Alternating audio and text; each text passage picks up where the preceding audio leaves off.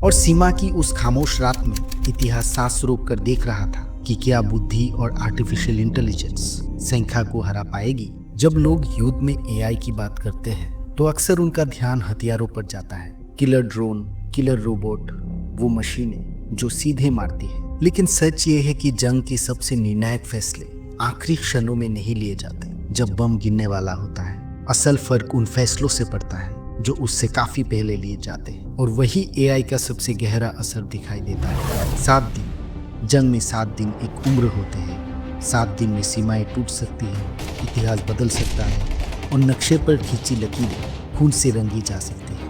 इसका मतलब साफ था,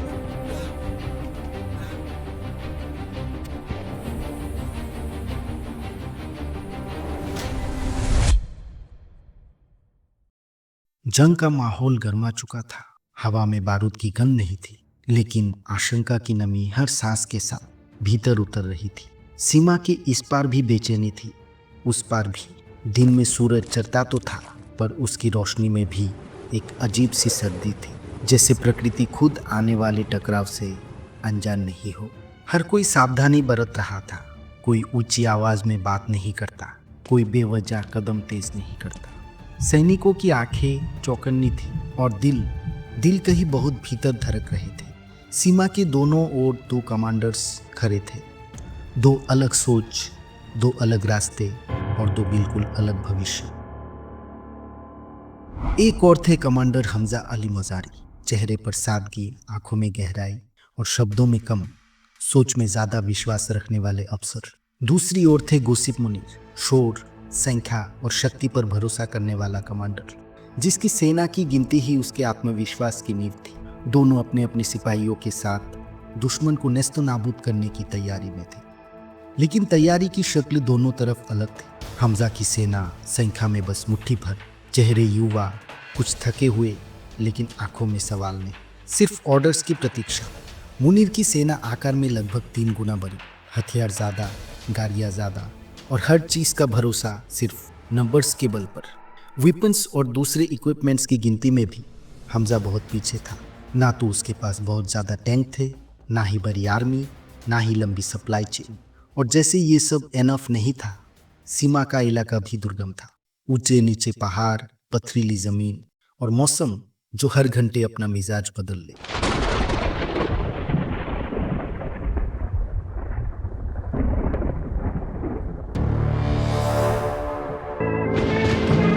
इंसानियत के दुश्मन मुनीर के बारे में अच्छी तरह इल्म रखता था। अपनी एग्रेशन और दरिंदगी के लिए कुख्यात मुनीर इंसान के भेष में राक्षस था, जो 21वीं सदी में रहकर भी औरंगजेब वाले हैवानियत करता था। आज हमजा के सामने सिर्फ हार और जीत का मामला नहीं था, यहाँ उस वहशी दरिंदगी को रोकने का भी सवाल था, जो उसके साथी और उस इलाके में रहने वाले मासूम लोगों पर मंडराने लगा था। अगर मुनीर अपने काले मकसद पर कामयाब हो जाता है तो तय है, यहाँ जो होगा उसको सुनने वाले की भी रोंगटे खड़े होने वाले हैं। मगर सीमा के उस पार खुफिया जानकारी से मिली इनपुट के मुताबिक पूरी तैयारी के साथ आने वाले इस तूफान को 1/3 सेना और मुट्ठी भर हथियार के साथ कैसे औंधे मुंह बाहर किया जा सकता है, यही सोचकर हमजा की बेचैनी बढ़ती जा रही है कि इतने में अपनी एक जवान की आईपॉड में बजता है, संदेश आते हैं, हमें तड़पाते हैं कि घर कब आओगे, कि घर कब आओगे। ये सुनकर हमजा और भी भावुक होने और टूटने लगता है। और आपको बता दें कि हमजा का भावुक और बेचैन होना उसकी कमजोरी या कायरता नहीं थी, बल्कि इसकी वजह पिछले जंग में हुए जख्म थे, जो आज भी उसकी बेचैनी और अधूरापन का कारण बना हुआ है। भले ही वो मंजर 9 साल पहले का था, पर उसकी बदन के जख्म तो कुछ ही वक्त बीतने पर भर गया था। पर उस जंग में लेफ्टिनेंट टीना को खोने का जख्म आज भी उसको कुरेदता है। ये वही लेफ्टिनेंट टीना देसाई थी जिसके साथ कमांडर हमजा ने एक साथ जीने मरने का सपना देखा था। मगर बेरहम वक्त ने कमांडर हमजा को कभी न भूलने वाला जख्म देकर चला गया। यही कारण था कि कमांडर हमजा होने वाले संभावित तबाही में और किसी भी अपने को खोने से कतरा रहा था। आर पार की जंग में कौन बचेगा और न जाने मातृभूमि का कौन सा बेटा अपने राष्ट्रध्वज में लिपटकर वीर गति को प्राप्त करेगा, इसका हिसाब तो वक्त ही बताएगा। जब तक सूरज चांद रहेगा, वंदे मातरम! हमजा ने हेडक्वार्टर से मदद मांगी। आदेश मिला, सेना आ रही है।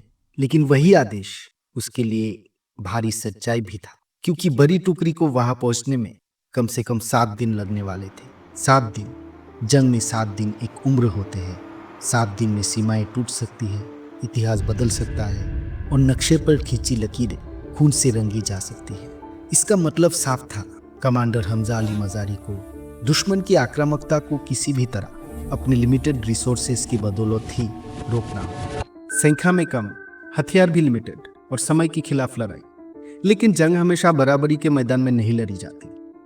हमजा ये जानता था कि अगर वो मुनीर की तरह सोचेगा तो हार तय है। उसकी सेना एक मामले में मुनीर की सेना से कहीं आगे थी। वो था सोच, और उस सोच का औजार था आर्टिफिशियल इंटेलिजेंस। हमजा के हेडक्वार्टर में कोई शोर नहीं था। बड़े नक्शों की जगह स्क्रीनें थी जो मौसम, जमीन, सैनिकों की थकान, दुश्मन की मूवमेंट और आने वाले हर संभावित कदम का एक साथ कैलकुलेट कर रही। एआई का इस्तेमाल का मतलब सिर्फ मशीन या टेक्नोलॉजी नहीं थी, वो हमजा की दूसरी आंख थी, दूसरा दिमाग थी। जहां मुनीर अपनी सेना को भीड़ की तरह आगे बढ़ाने की सोच रहा था, वही हमजा हर सैनिक को एक सटीक चाल की तरह बिछा रहा था। कम संख्या अब कमजोरी नहीं रही, वो अब रणनीति बन चुकी थी। ये जंग सिर्फ गोलियों की नहीं थी, ये जंग थी पुराने भरोसे बनाम नई समझ की। और सीमा की उस खामोश रात में इतिहास सांस रोक कर देख रहा था कि क्या बुद्धि और आर्टिफिशियल इंटेलिजेंस संख्या को हरा पाएगी। जब लोग युद्ध में एआई की बात करते हैं तो अक्सर उनका ध्यान हथियारों पर जाता है। किलर ड्रोन, किलर रोबोट, वो मशीनें जो सीधे मारती हैं। लेकिन सच ये है कि जंग के सबसे निर्णायक फैसले आखिरी क्षणों में नहीं लिए जाते, जब बम गिरने वाला होता है। असल फर्क उन फैसलों से पड़ता है जो उससे काफी पहले लिए जाते हैं, और वही एआई का सबसे गहरा असर दिखाई देता है। हमारे सामने 2 सेनाएं हैं, दोनों का लक्ष्य एक ही है, दुश्मन के इलाके में झांकना, उसके सबसे अहम सैन्य ठिकानों को पहचानना, उनकी सटीक लोकेशन तय करना, ये तय करना कि किस हथियार का इस्तेमाल होगा, फिर हमला करना और अंत में ये आकलन करना कि हमला सफल रहा या नहीं। इस पूरी प्रक्रिया को कहा जाता है किल चेन, और मॉडर्न वॉरफेयर इसी किल चेन के इर्द गिर्द लड़ा जाता है। लेकिन इस किल चेन को अंजाम देना आसान नहीं है। कमांडरों को अधूरी, गलत या मिसलीडिंग इंफॉर्मेशन के आधार पर लगातार फैसले लेने पड़ते हैं। इतिहास बताता है कि जो पक्ष सबसे तेजी से सही जानकारी इकट्ठा करता है और सबसे तेज सही फैसले लेता है, अक्सर वही जीतता है। अब देखते हैं कि कमांडर हमजा की एआई वाली सेना और बिना एआई वाली गोसिप मुनीर की सेना इस किल चेन को कैसे अपनाती है। युद्ध के दौरान सेनाएं दुश्मन को देखने, समझने और पहचानने के लिए जिन सिस्टम्स का इस्तेमाल करती है, उन्हें सेंसर कहा जाता है। ये सेंसर किसी एक ग्रुप में सीमित नहीं होते। जो कुछ भी गतिविधि महसूस कर सकता है, वो सब सेंसर है। दोनों सेनाओं के पास दुश्मन के इलाके पर नजर रखने के लिए कई स्तरों पर तैनात सेंसर होते हैं। सबसे आम उदाहरण है सैटेलाइट पर लगा इलेक्ट्रो ऑप्टिकल सेंसर। टेक्निकल शब्दों में भारी लगने वाला ये नाम असल में एक साधारण कैमरा ही होता है, जो ऊपर से हर हरकत को रिकॉर्ड करता है।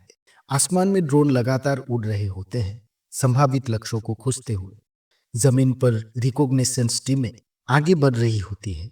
रडार सिस्टम हवा में उड़ रही हर ऑब्जेक्ट को ट्रैक कर रहे होते हैं। इन सभी सेंसरों से आने वाला डेटा कलेक्ट किया जाता है और फिर एक सेंट्रल कमांड सेंटर तक भेजा जाता है। यही वो जगह है जहां तय होता है कि सेना का अगला कदम क्या होगा।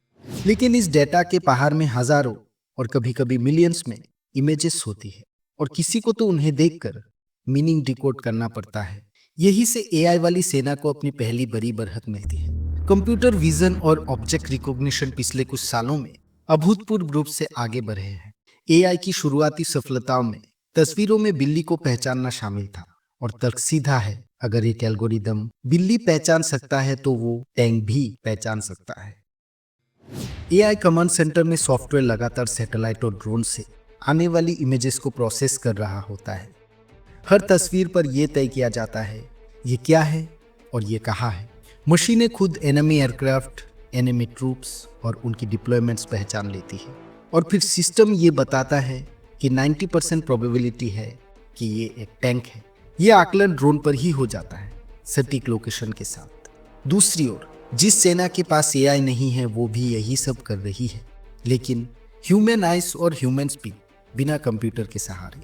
इस प्रक्रिया के हर स्टेप पर कंप्यूटर विजन एल्गोरिदम की गैर मौजूदगी में सिस्टम लगातार घर्षण और बाधाओं से जूझता है। कमांड सेंटर के भीतर मानव विश्लेषक एक एक तस्वीर पर झुके हुए होते हैं। हर सैटेलाइट इमेज, हर ड्रोन फीड बहुत ध्यान से देखी जाती है। कहीं एक टैंक पहचाना जाता है, कहीं एक एयरफील्ड। फिर इन लक्ष्यों को नक्शे पर हाथ से मैनुअली मार्क किया जाता है। पूरा काम मैनुअल है, टाइम कंज्यूमिंग और गलतियों की संभावना से भरा। और एक और मेजर प्रॉब्लम यह है कि ये पूरा नक्शा सिर्फ इसी एक कमांड सेंटर तक ही लिमिटेड है। अभी तक इस जानकारी को दूसरे कमांड सेंटर्स तक पहुंचाने की प्रक्रिया शुरू भी नहीं होती।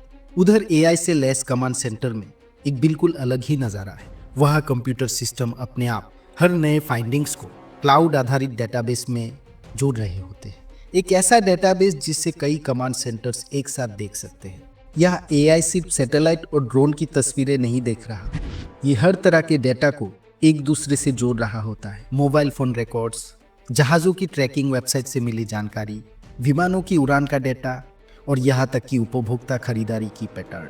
कौन इस नौसैनिक अड्डे के आसपास अचानक ज़्यादा सामान खरीद रहा है, कौन इस एयरफील्ड के पास अनयूजुअल एक्टिविटी दिखा रहा है। ये छोटी छोटी जानकारियां जब आपस में जुड़ती है तो एक बड़ा संकेत बन जाती है। एआई इन विशाल डेटा धाराओं को एक साथ जोड़ता है और फिर उन लोकेशंस को हाईलाइट करता है जहां कुछ अनयूजुअल हो रहा है।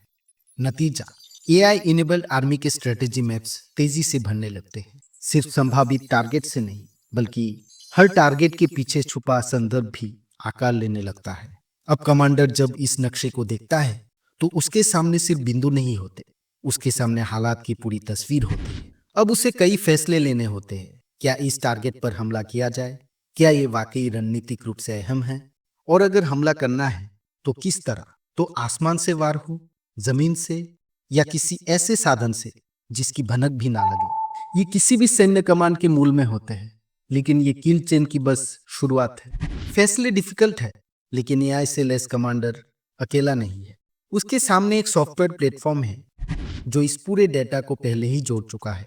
अब वही सॉफ्टवेयर एस्टिमेट लगा रहा है, प्रेडिक्शंस कर रहा है और विकल्प सुझा रहा है। ये सिर्फ ये नहीं कहता कि किस टारगेट पर हमला हो, ये भी बताता है कि हमला कैसे किया जाए। उपलब्ध विमानों की संख्या, एयरफील्ड पर मौजूद ईंधन, गोला बारूद की स्थिति और मौजूदा हालात, इन सब को जोड़कर सिस्टम ये सिग्नल देता है किन संसाधनों के इस्तेमाल से हमला सबसे सटीक और प्रभावशाली रहेगा। इसके साथ साथ ये ईंधन का भी जायजा लेता है। तेल और कूलेंट किस हाल में है, कौन सा प्लेटफॉर्म उड़ान के लिए तैयार है और कितनी मरम्मत और रखरखाव की जरूरत है। ये यहाँ तक जानता है कि क्रू कितना थका है और इस जंग में उसे कितनी ताकत चाहिए। जो काम पहले मुख्यालय में बैठे दर्जनों मिड लेवल अधिकारी कागज, कलम और स्प्रेडशीट से करते थे, अब वही काम सॉफ्टवेयर कर रहा है। एक इंसान ये सब कर सकता है, लेकिन इसमें कई घंटे या फिर कई दिन भी लग सकते हैं। वही काम एल्गोरिदम कुछ ही घंटों में, कभी कभी कुछ ही मिनटों में कर देता है। तो जब पारंपरिक सेना अब भी संभावित टारगेट को हाथ से मार्किंग कर रही होती है, एआई वाली सेना का कमांडर एक तैयार सूची देख रहा होता है, लक्ष्यों की सूची, प्राथमिकताओं के साथ। फ्रंटलाइन के पास टैंकों का एक समूह, एक पुल जो दुश्मन की सप्लाई लाइन को जोड़ के रखता है, एक गोला बारूद डिपो जहां एआई के अनुसार दुश्मन का ज्यादातर भंडार जमा है। कमांडर इन सिफारिशों को देखता है, सोचता है और फिर फैसला करता है। गोला बारूद डिपो को तोपखाने से निशाना बनाया जाए। सॉफ्टवेयर पहले ही बता चुका है कि ये तोपें हाल ही में सर्विस हुई है और उनके पास पर्याप्त गोला बारूद है। कमांडर स्क्रीन पर कुछ बटन दबाता है और इंसानों और मशीनों की एक संयुक्त प्रक्रिया हमले की तैयारी में लग जाती है। ये सब पलक झपकते ही हो जाता है। वही दूसरी ओर दूसरी सेना अभी तक अपने पहले नक्शे को पूरा करने में जुटी है। एआई से लेस कमांडर के पास अब सोचने का समय है, अगला टारगेट क्या हो सकता है। उसका सॉफ्टवेयर सुझाव देता है विस्फोटकों से लैस ड्रोन के झुंड को दुश्मन के टैंकों पर भेजा जाए। और यही एआई का एक और ताकत सामने आती है। ड्रोन को इंसान उड़ा रहे होते हैं, लेकिन जैसे ही वे लक्ष्य के करीब पहुंचते हैं, दुश्मन जैमिंग सिग्नल छोड़ता है, रेडियो शोर सिग्नल को ढक लेता है, पायलट ड्रोन पर नियंत्रण खो देता है। लेकिन ये ड्रोन रुकता नहीं। एआई की मदद से वो खुद उड़ता है। वो सामने मौजूद ऑब्जेक्ट को देखता है, उसे अपनी इमेज लाइब्रेरी से मिलाता है और तय करता है यही टारगेट है। वो लॉक करता है और आगे बढ़ता रहता है। आखिरी 100 मीटर, 200 मीटर, 300 मीटर की उड़ान में वो खुद दिशा बदलता है और टारगेट तक पहुंचता है। यही वो मोमेंट है जहां युद्ध का चरित्र बदल जाता है।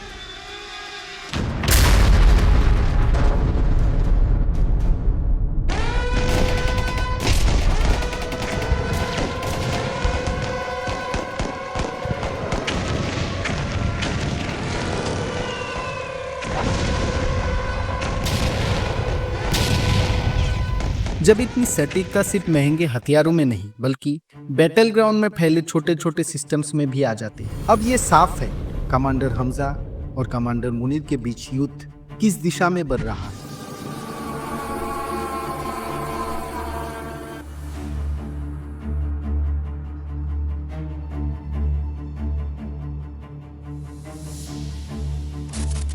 एआई से लैस सेना तेज है, जानकारी में आगे है, निर्णय में निर्णायक है। और भले ही दुश्मन सेनाओं के पास स्ट्रॉन्गर हार्डवेयर हो, असल अंतर अब मशीनों के भीतर छिपा है।